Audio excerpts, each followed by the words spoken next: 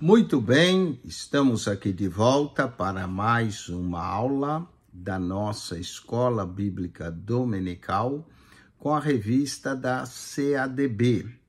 Nesse trimestre, estamos estudando duas epístolas de Paulo. A Epístola aos Gálatas, que estudamos da lição 1 a 6, e agora começamos a Epístola aos Efésios. Aos Efésios, capítulo de número 2. Hoje nós vamos abordar o tema Judeus e Gentios unidos em Cristo. No capítulo 2 da Epístola de Efésios, há 22 versos. E nós vamos então ler essa epístola para a nossa meditação. Efésios, capítulo de número 2, versículo 1 ao 22. Leiamos. E vos vivificou, estando vós mortos em ofensas e pecados, em que noutro tempo andaste segundo o curso desse mundo, segundo o príncipe das potestades do ar, do espírito que agora opera nos filhos da desobediência, entre os quais todos nós também antes andávamos nos desejos da nossa carne, fazendo a vontade da carne e dos pensamentos, e éramos, por natureza, filhos da ira, como os outros também. Mas Deus, que é riquíssimo em misericórdia, pelo seu muito amor com que nos amou, estando nós ainda mortos em nossas ofensas, nos vivificou juntamente com Cristo. Pela graça sois salvos. E nos ressuscitou juntamente com ele e nos fez assentar nos lugares celestiais em Cristo Jesus, para mostrar nos séculos vindouros as abundantes riquezas da sua graça e pela sua benignidade para conosco em Cristo Jesus. Porque pela graça sois salvos, por meio da fé. E isto não vem de vós, é dom de Deus. Não vem das obras, para que ninguém se glorie, porque somos feitura sua, criados em Cristo Jesus para as boas obras, as quais Deus preparou para que andássemos nelas.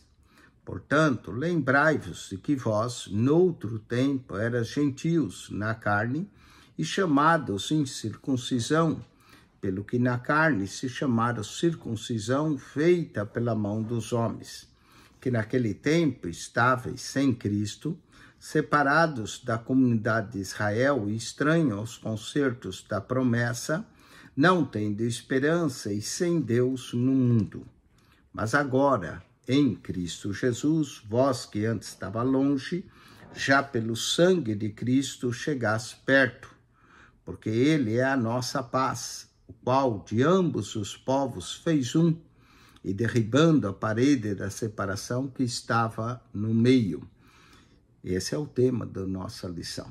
Na sua carne desfez a inimizade, isso é a lei dos mandamentos, que consistia em ordenanças para criar em si mesmo, dos dois, um novo homem, fazendo a paz. E pela cruz reconciliar ambos com Deus em um corpo, matando com ela as inimizades. E vindo ele, evangelizou a paz a vós que estava longe e aos que estavam perto, porque por ele ambos acesso ao Pai em um mesmo Espírito. Assim que já não sois estrangeiro nem forasteiros, mas concidadão dos santos e da família de Deus, edificados sobre o fundamento dos apóstolos e dos profetas, de que Jesus Cristo é a principal pedra da esquina, no qual todo edifício bem ajustado cresce para o templo santo do Senhor, no qual vós juntamente sois edificados para a morada de Deus no Espírito. Olha só, o texto áureo da nossa lição é Efésios 2:12, onde lemos que naquele tempo estavais sem Cristo, separados da comunidade de Israel, estranho às alianças da promessa, não tendo esperança e sem Deus no mundo. Isso retrata bem o passado de muitos de nós. Hoje vamos estudar judeus e gentios unidos em Cristo. E a verdade prática é que a igreja é um corpo indivisível. Não importa se é judeu ou gentil. E ela tem como fundamento único o próprio Senhor Jesus. Nessa lição, iremos abordar a questão do pecado. Efésios 2, 1 ao 12. O pecado nos mata espiritualmente. Paulo diz que nós estávamos mortos em ofensas e pecados. Falaremos também que nós andávamos segundo a potestade do príncipe das trevas, Satanás, nos leva a uma vida pecaminosa. E o pecado nos faz filhos da ira. Mas a graça, salvos pela graça, a graça revela o grande amor de Deus, a riquíssima misericórdia de Deus.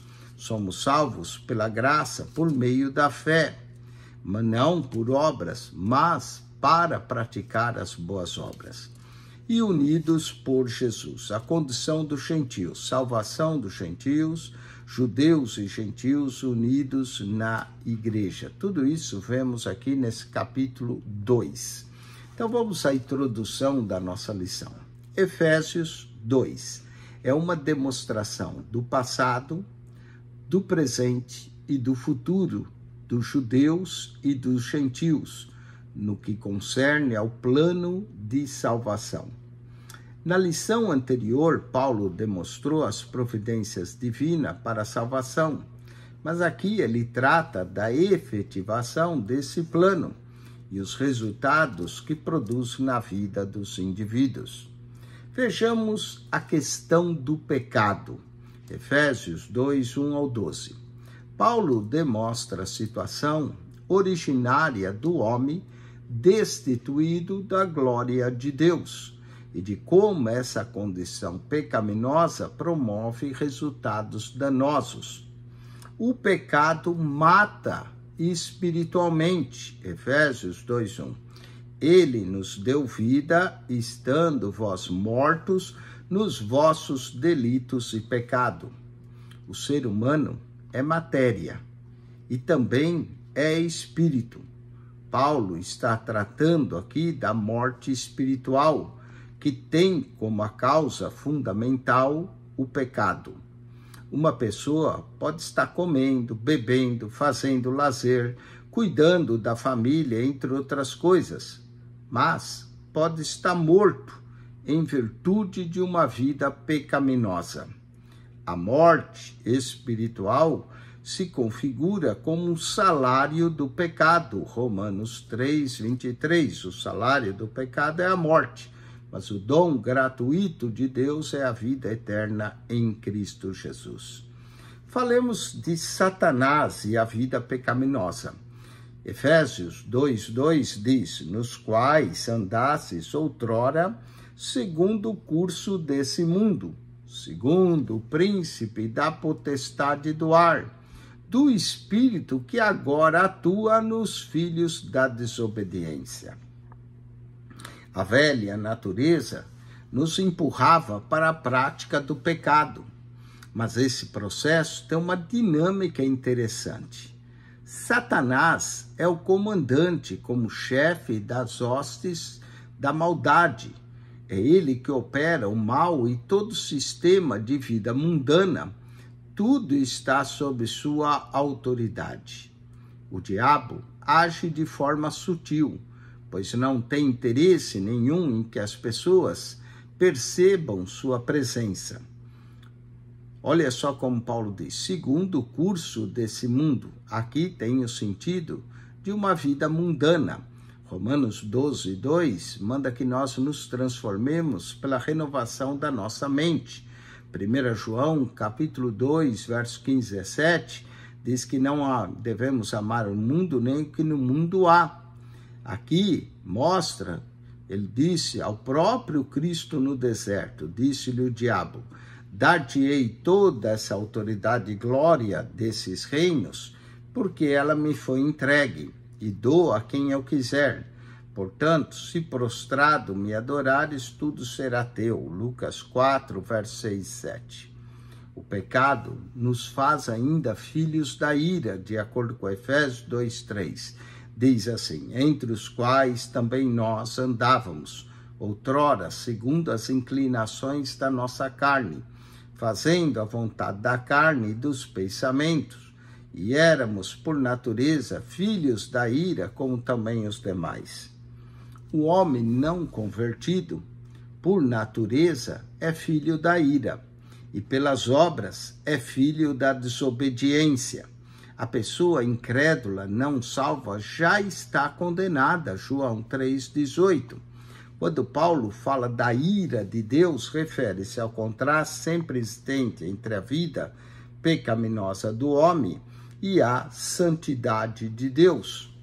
Todo homem que está desconectado de Cristo é filho da ira, que tem repercussão nesta vida e também no porvir. O estar em Cristo nos leva à condição de filhos, que herdam as bênçãos, pois nenhuma condenação há para os que estão em Cristo Jesus. Romanos 8, verso 1. Salvos pela graça, Efésios 2, versos 4 a 6. Esse é o segundo ponto da nossa lição. Vimos no primeiro sobre o pecado, agora veremos sobre a graça salvadora de Deus. Diante do caos espiritual que há na humanidade, Deus entra em providência para mudar essa condição. Paulo aqui volta a falar da graça, que é um tema bastante estudado também na Epístola de Gálatas, conforme vimos. Paulo faz um contraste vívido entre o ser humano, que é por natureza, e o que pode vir a ser mediante a graça de Deus. É uma espécie aqui de uma biografia espiritual, contando como eram os destinatários da carta de Paulo, antes de conhecer o Evangelho de Cristo, mortos em delitos e pecados. Agora que conheceram, vivem em Cristo e são salvos. E qual é o propósito de Deus em realizar tal e extraordinária transformação? Primeiro vejamos o grande amor de Deus, Efésios 2, 4. Lemos: mas Deus, sendo rico em misericórdia, por causa do grande amor com que nos amou, Deus vê no homem a miséria do pecado, mas também vê a criatura feita para ter comunhão com ele e ser um adorador dele. Então, Deus entra em cena, o sentimento restaurador de Deus que se manifesta através de seu incondicional amor por nós. A expressão grande amor, usada por Paulo, tem peso semelhante a João 3,16, porque Deus amou o mundo de tal maneira, amou de tal maneira, usada em João 3,16. Cristo é o instrumento ativo do amor de Deus, Efésios capítulo 2, verso 5. A morte e a ressurreição de Cristo mostram-nos porque Deus pode transformar o mais vil pecador em uma nova criatura. Ele encarna como verbo divino, vai à cruz de forma substituta. Cristo morre pelos nossos pecados e ressuscita dentre os mortos. Fomos crucificados com ele, morrendo para o mundo, e com ele ressuscitamos para uma nova vida com Deus. Colossenses também 2, verso 12 ao 14. O resultado final da providência divina. Efésios 2, 6. E juntamente com ele nos ressuscitou e nos fez assentar nos lugares celestiais em Cristo Jesus. A palavra que juntamente, nesse texto, tem o sentido de que Deus, mediante a sua eterna graça, concede à igreja todas as bênçãos dadas ao próprio Cristo, quais sejam elas a ressurreição e o galardão que nós temos nos céus. Falemos de salvos pela graça e por fé, porque pela graça sois salvos, mediante a fé. E isto não vem de vós, é dom de Deus. A partir do sacrifício de Cristo, todas as gerações deveriam saber que a salvação só caminha por uma via, a graça divina, que é favor não merecido. A igreja, em todos os tempos, também deveria, aqui vemos, a igreja deveria saber que a manifestação dessa graça se dá unicamente pela bondade de Deus, e ela vem através de Cristo, como o Cordeiro de Deus que tira o pecado do mundo, Efésios 2:8 e João 1, verso 29. Não há nada em um indivíduo que possa fazer para ter mérito diante de Deus. Toda a sua justiça é vista como trapo de imundícia. Isaías 64, verso 6. A grande diferença entre a fé cristã e as religiões é a resposta de como chegar a Deus. Enquanto muitos dizem que é preciso rituais e ações de aperfeiçoamento, a mensagem cristã diz que o ser humano não é salvo por obras que ele próprio faz, mas por aquilo que Cristo já realizou por nós na cruz do Calvário. Por isso que o texto de Efésios diz que não é pelas obras para que ninguém se glorie. Mas Efésios também diz que nós somos salvos para as boas obras. Leiamos Efésios 2:10. Pois somos feitura dele, criados em Cristo Jesus para boas obras, as quais Deus de antemão preparou para que andássemos nela. Não fomos salvos pelas boas obras, mas para as boas obras. É só pela fé que somos justificados, embora a fé que salva deva produzir em nós boas obras. Em relação à salvação, as obras são o resultado, não a causa. Nossas obras não nos levam para o céu, mas levamos nossas boas obras para o céu. Apocalipse, capítulo 14, verso 13. Paulo falou que a causa da salvação é a justificação somente pela fé.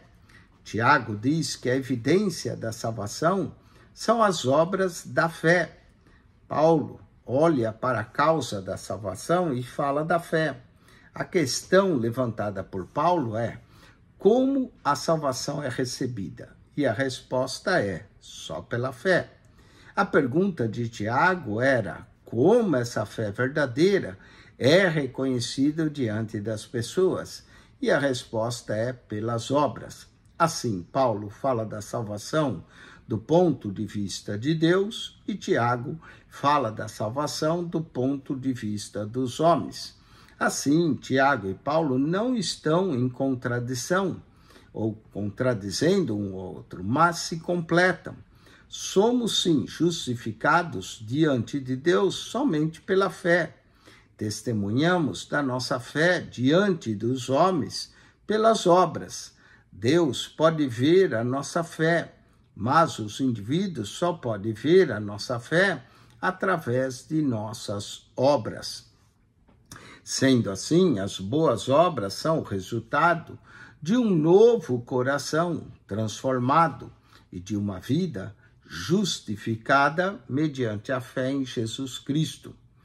Vamos a unidos por Jesus. Efésios, capítulo 2, verso 11 ao 22.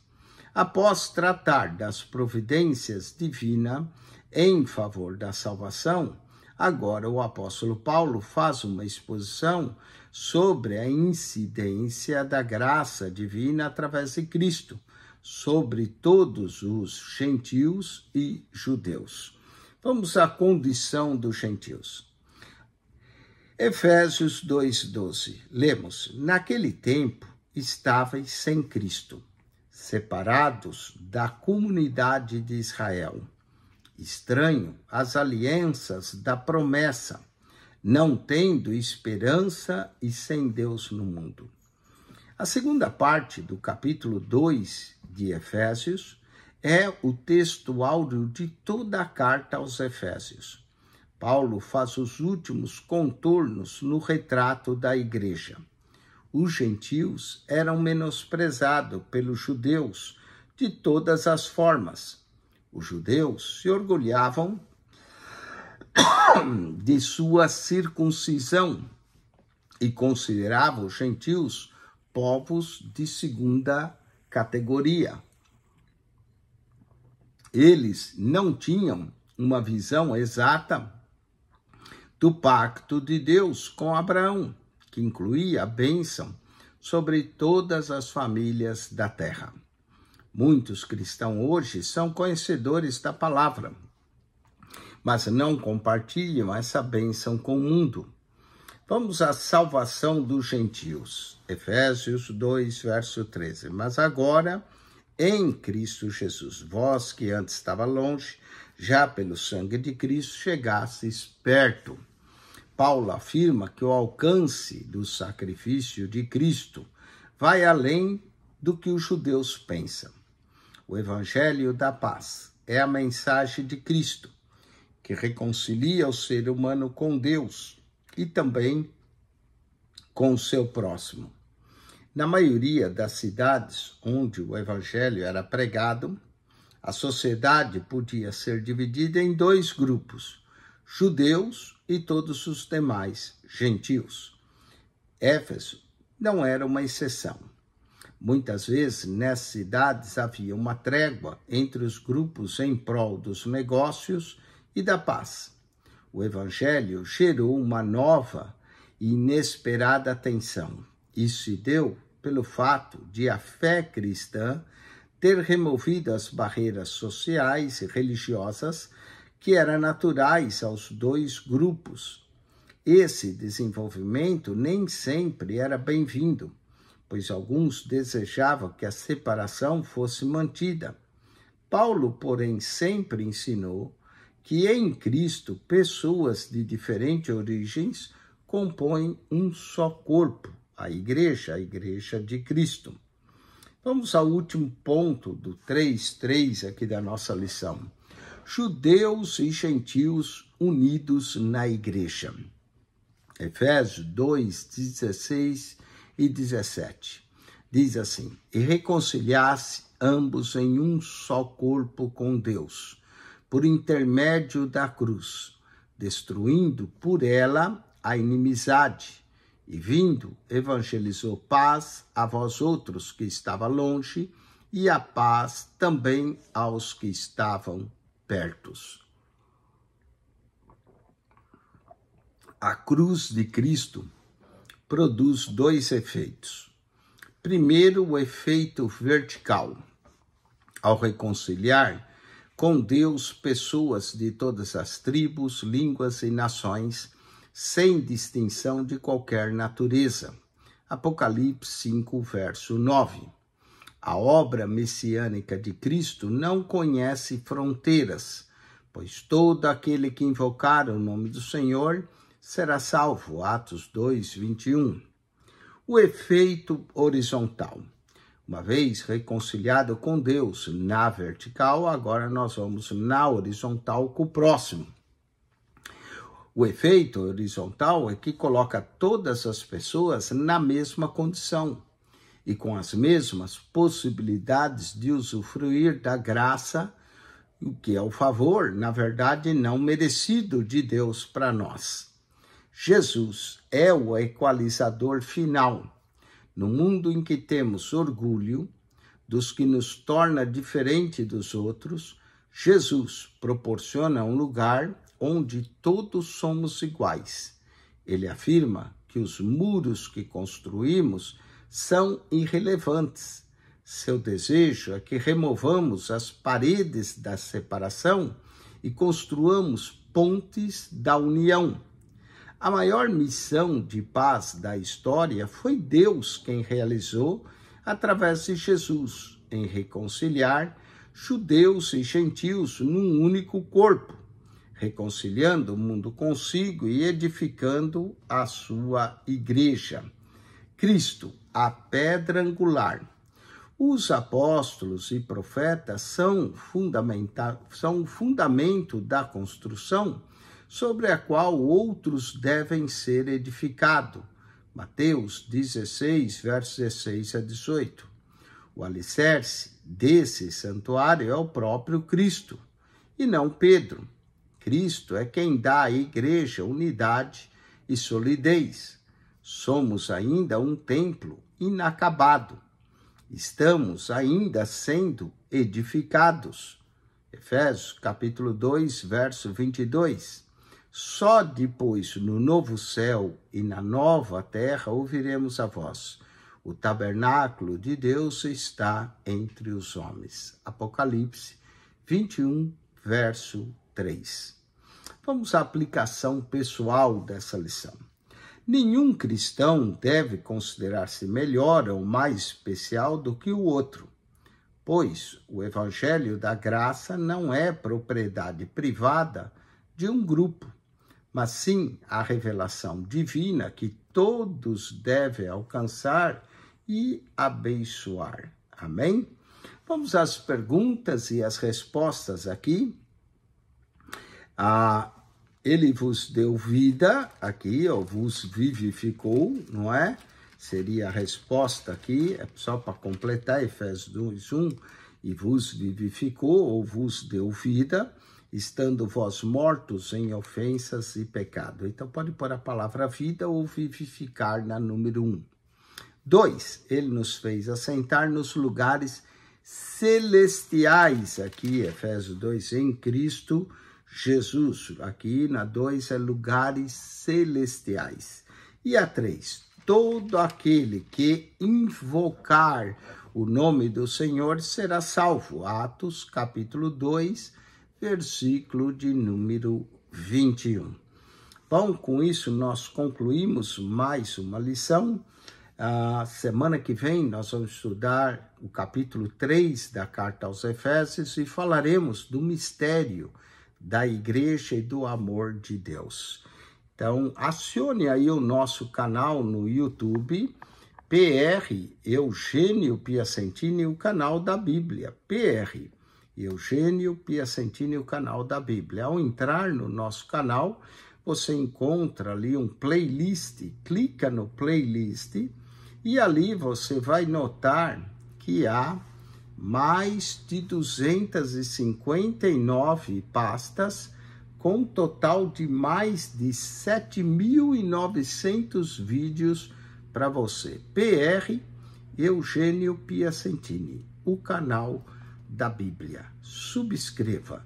Deus te abençoe em Cristo Jesus. Acione o nosso canal PR Eugênio Piacentini. Divulgue ele, fale para os amigos e familiares. Deus te abençoe e até a semana que vem com mais uma lição da nossa Escola Bíblica Dominical.